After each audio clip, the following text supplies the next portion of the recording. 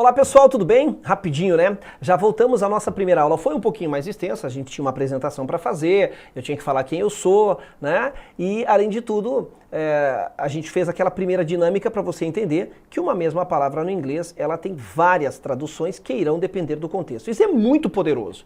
Essa dica é muito poderosa. É claro que agora, de posse desse novo olhar sobre a língua inglesa, você vai devagarinho agregando mais conhecimento. É todo um processo. Seja tolerante com você mesmo, né?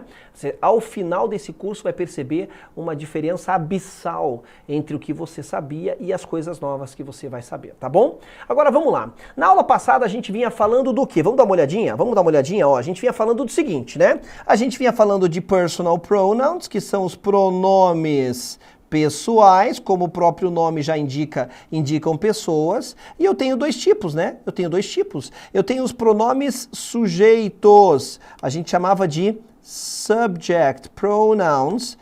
Quem é o sujeito mesmo? Opa, sujeito é aquele ou aquilo que faz a ação do verbo. Portanto, esse pronome vinha antes do verbo. Não é verdade? Ele vinha antes do verbo, ó, antes do verbo. Mas eu também tenho os pronomes objetos. Opa, vamos pôr em inglês object pronouns. Peraí, quem que são os object pronouns? São os pronomes que indicam o objeto da frase. Para tudo, para tudo. Assim como o sujeito não é sempre uma pessoa, o objeto não é sempre uma coisa. Cuidado com isso. O objeto é aquilo ou aquele que sofre a ação do verbo. Vamos anotar isso, olha que bacana. Se o sujeito é quem faz a ação do verbo, o objeto da frase é quem sofre a ação do verbo. É isso mesmo. Para de ir pelo nome com esse raciocínio raso. Ah, sujeito é alguém, objeto é uma coisa. Ah, controle remoto é uma coisa, é um objeto. Não, a gente está falando em nível gramatical. Então olha o que acontece. Vamos pegar as mesmas frases que a gente analisou lá atrás, tá? Se eu tenho, por exemplo, a frase o menino quebrou a janela. A gente já sabe que o sujeito da frase é o menino, não porque ele é uma pessoa, mas porque ele fez a ação do verbo, ele quebrou. Quando eu digo o menino quebrou a janela, o que a palavra a janela é da frase? A janela é objeto. Por quê? Aí você fala, porque é uma coisa. Não, é porque ela sofreu a ação de ser quebrada. Ah, mas deu certo, porque continua sendo uma coisa a janela. Pois é. Só que vamos mudar agora a frase. E quando eu digo aquela outra frase nossa, a bola machucou a menina. Quem machucou? A bola. Então a bola fez a ação da frase. Então a bola é o sujeito da frase. Quem sofreu a ação de ser machucada? A menina. A menina, portanto, é objeto da frase. Mas a menina é uma pessoa, não é uma coisa? Não importa. Nesta frase, a bola machucou a menina, a palavra a menina é objeto gramatical da frase. Portanto, para de achar que objeto é sempre uma coisa. E é isso que os pronomes objetos fazem. Eles vão indicar quem sofre a ação. Então, o que acontece? É sempre em relação ao verbo. Os pronomes sujeitos são sempre usados antes do verbo, os pronomes objetos são sempre usados depois do verbo ao qual se referem. E é isso que a gente vai ver aqui. Eu tenho dois tipos de pronomes pessoais. Os pronomes sujeitos, que já vimos, e os pronomes objetos, que vamos ver agora. Só que eu já acabei explicando eles. Pronomes objetos funcionam como objeto da frase. Deixa eu pegar uma cor melhor aqui para nós. Ó. Funcionam como objeto da frase. Portanto, indicam quem? Sofre a ação do verbo. Tá vendo que é sempre em relação ao verbo? E justamente por causa disso, eles são usados depois do verbo ao qual se referem. Ou seja, estão aqui esses caras.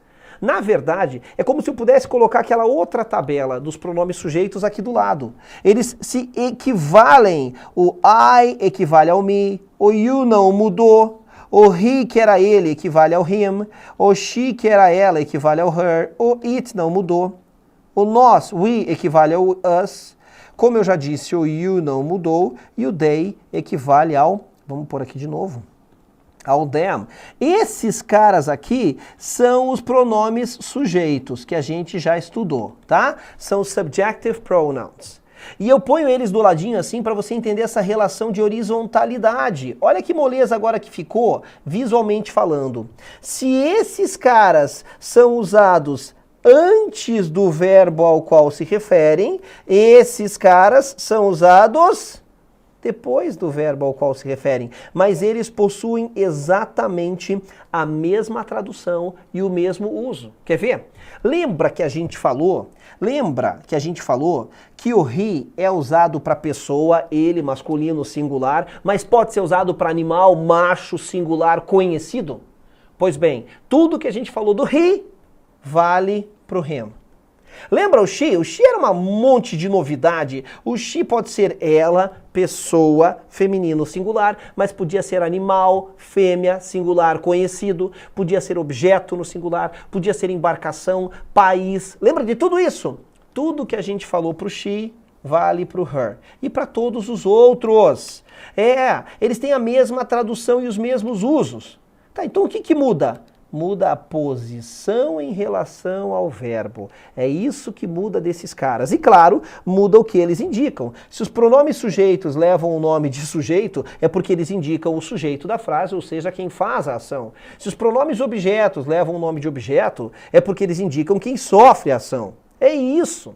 Muito tranquilo. Tudo que vale para um, vale também para os outros, só muda a posição na frase. Portanto, dá uma olhadinha aqui, ó. Agora vai ficar muito show para você entender, ó. Trouxe frases parecidas com as que a gente viu na parte anterior. Parecidas com a aula que a gente viu, os pronomes sujeitos. Ó, Josh likes to talk to Michael and Tom.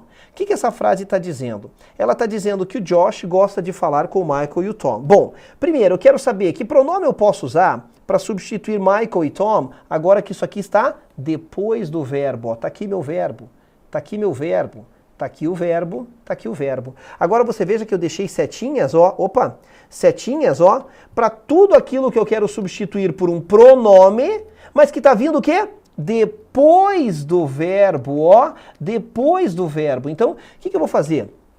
Ó, eu vou pegar essa tabela aqui, ó, e vou pegar esses caras e substituir os nomes de tudo que está lá, mas que veio depois do verbo. Quer saber o seguinte? Eu vou ser mais ambicioso do que isso. Eu já vou aproveitar para revisar nossa aula passada. Josh. Josh é um nome masculino. Josh equivale a ele. Como é que eu digo ele antes do verbo? He. Ele gosta de conversar com o Michael e o Tom. Como é que vai ficar essa frase? Ele gosta de conversar com eles. Bom, eu sei que eles em inglês é they, só que esse eles aqui está vindo depois do verbo. Como é que é they depois do verbo? Agora a gente já sabe, é them. He likes to talk to them. Ele gosta de conversar com eles. Olha que bacana, então tá entendendo? Pronomes substituem os nomes. Eles caem nos textos, mas dependendo se ele vem antes do verbo, ele é de um tipo, dependendo se ele vem depois do verbo, ele é de outro tipo. Bem tranquilo. Ó, Tina studies with Jane. A Tina estuda com a Jane. Legal. Agora, como é que eu posso dizer Tina? Não é ela. É ela. Opa, vamos pôr aqui em cima, ela. Mas como é que é ela, né? Vamos deixar sem esse em português. Ela antes do verbo. Ela antes do verbo é she. Mas eu quero dizer que ela estuda com ela, né? Como se eu tivesse aqui a Tina e a Jane. Daí eu falo, não, ela estuda com ela. Legal.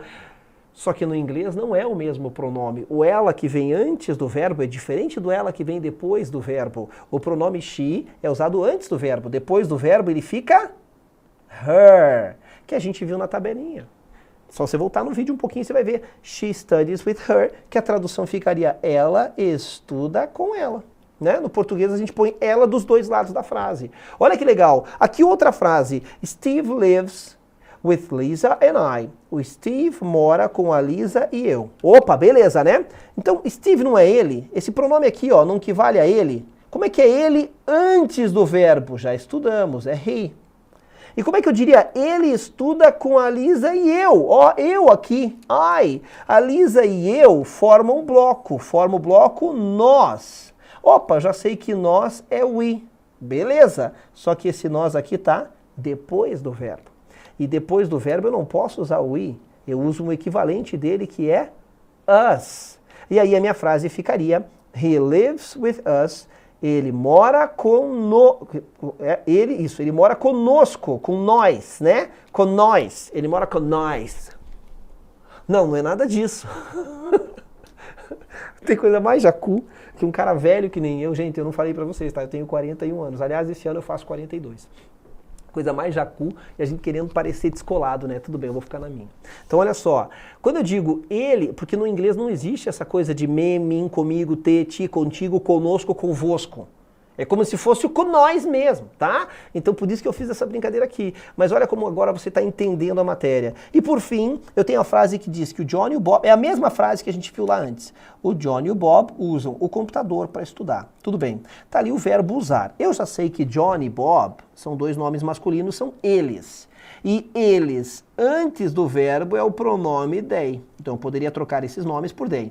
Eles usam o computador. Opa, para tudo. Computador é uma coisa. E aqui está no singular. Coisa no singular, não tem nenhum caso especial, é it. Só que a nossa sorte é que o it ele é usado tanto antes do verbo como depois do verbo. Então eu poderia dizer o John e o Bob usam o computador para estudar, ou eu poderia dizer eles usam ele, o computador, para estudar. Que no português bonito ficaria eles o usam. Eles o usam para estudar. Bom, o fato aqui é que agora você entendeu. Esses pronomes vão aparecendo no seu texto e conhecê-los permite entendimento do texto e saber de quem cada pronome está falando. Mas lembre-se que o Enem gosta de pegar o pronome do texto, jogar no exercício e falar, esse pronome aqui se refere a quem? Conhecendo eles você vai saber. Agora, uma coisa mais importante é esse questionamento que eu uso para terminar essa aula. Importantíssimo. Já vamos acabar? Já, a nossa anterior foi mais longa. O que torna os pronomes tão importantes e por que eles aparecem tanto nos textos em inglês? Por que esses caras que a gente falou nessa aula e na anterior aparecem tanto nos textos em inglês? Mas, cara, é toda hora. É muito mais que no português. Mas por quê? Agora você vai entender algo que nunca te mostraram na sua vida. Eu tenho que cumprir com aquela minha promessa de que cada aula vai ter uma coisinha diferente. Tá bom? Vem comigo, olha só. Vamos pegar aqui o verbo trabalhar no português. Trabalhar. Tá bom? Tá aqui ele sem ser conjugado, que no inglês é o verbo to work. Eu deixo esse to na frente também para dar essa ideia de infinitivo, né? Ar, ir. Tá bom. Agora, vou conjugar um pouquinho o verbo trabalhar, tá? Eu posso dizer assim para você no português, cara, trabalho muito. Ou eu posso dizer assim, aqui no Brasil, velho, nós trabalhamos muito. Legal? Entendeu a frase? Beleza, né? Tá. Agora vamos lá, vou traduzir para você. Sabe como é que eu digo trabalho no inglês? Sabe como é que é a palavra trabalho? É assim, ó. Work. Ah, legal. Tá, e como é que é trabalhamos? Ah, é assim, ó. Work. Como assim? Não muda? Não muda. Não muda nada? Não muda. O português é difícil porque a gente conjuga verbo. E o verbo muda com cada pronome, com cada sujeito. Eu trabalho... Eu trabalho, tu trabalhas, ele trabalha. Nós trabalhamos, vós trabalhais, eles trabalham. O, as, a, amos, aisão. Você só sabe porque decorou, porque ninguém usa essa jossa. Ninguém chega em casa pro pai, pra mãe, e aí mãe, trabalhais muito hoje? Ela vai falar, meu, você tá estranho, cara. Você começou a fazer esse concurso aí com o Renato, velho, você tá esquisito. Pode parar esse troço, né? Ninguém fala, vós trabalhais muito hoje, mãe? Não. Então a gente sabe porque decorou, mas não usa. Tudo bem. Só que no inglês verbo não muda. Verbo não muda. Então veja, quando eu digo trabalho muito, quem trabalha muito? Quem trabalho?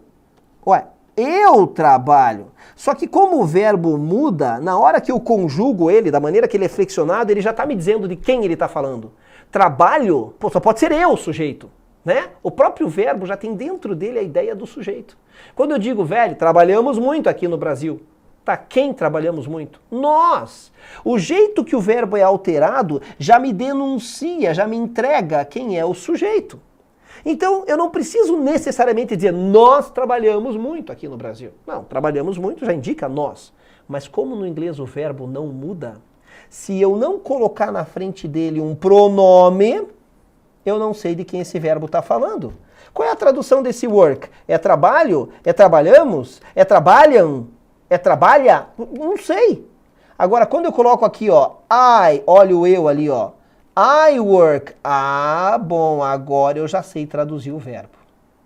Agora eu já sei de quem ele está falando. O que é work sozinho? Sei lá, me dá uma dica. Vou pôr o pronome na frente. We, nós, we work. Ah, bom, agora eu já sei traduzir isso aqui. nós trabalhamos. E você nota que a mesma palavra tem traduções diferentes que depende do pronome que acompanha. Então eu preciso que esse pronomezinho aqui, ó, apareça o tempo todo no texto de inglês para ele me ajudando a entender de quem o verbo está falando. Essa é a importância dos pronomes para qualquer texto que você vai ler em inglês. Eles aparecem muito mais, porque como o verbo sozinho, coitado, não consegue dizer de quem ele está falando, é o pronome que faz isso. E aí, fechamos com chave de ouro essa aula aqui. Tem um textozinho só para você praticar em casa, dá uma lida, vou deixar ele aqui, dá uma congelada nesse frame aqui, faz uma pausa no texto e leia. E aqui você já tem o pronome destacado, que é um pronome que você tem que saber de quem. Quem é they, eles ou elas, nesse texto, tá bom? Mas fica aqui uma sugestão de leitura para você, que você fique à vontade também para usar um dicionário e fazer essa leiturazinha desse texto pequenininho, que fala por que lá em São Francisco estão banindo o uso dos telefones celulares, estão proibindo o uso de telefones celulares em alguns locais públicos. Leia o texto que é bem interessante. Mais uma vez, obrigado. Pintou dúvida? Me manda, me escreve, me acha lá no Facebook, no YouTube, no Twitter eu uso pouco, no Instagram que a gente vai conversando. Até mais, até a próxima aula. Bye, see you!